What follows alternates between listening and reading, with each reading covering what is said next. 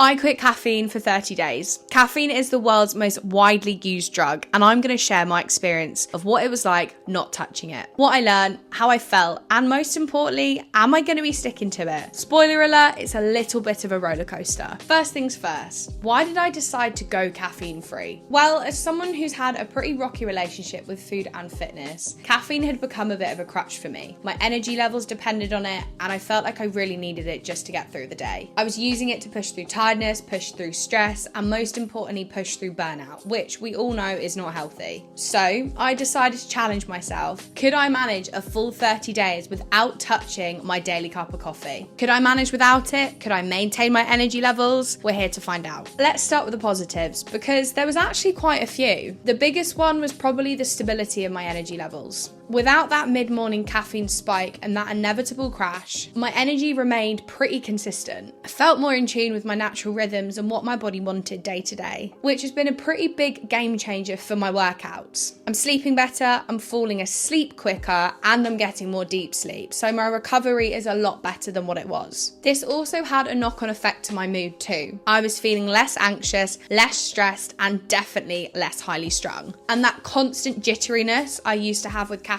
has completely disappeared. But it was not all smooth sailing. The first week was brutal. I'm not going to sugarcoat it. I struggled. I was genuinely questioning whether I'd be able to do the full 30 days. The withdrawal symptoms hit me like a ton of bricks. I had headaches, I was irritable, my workouts massively suffered, and I felt my strength drop massively. I really missed that immediate boost that cup of coffee would give me first thing in the morning, especially if I had an early start or a jam-packed day. Socially, it was also a huge challenge. Saying no to a cup of coffee when everyone around you's drinking it was really difficult. And I didn't realise how much of a ritual that first cup of coffee in the morning was for me. It was part of my daily routine, and I did feel quite lost without it. Changing to peppermint tea just wasn't the same, and there was something that I really missed about that warm, comforting feeling of a cup of coffee. What did I learn from this? One of the key things that I realised was caffeine was masking some much deeper issues for me, like the fact I wasn't getting enough rest and I was pushing myself too hard day to day. By removing it, I had to confront myself with those issues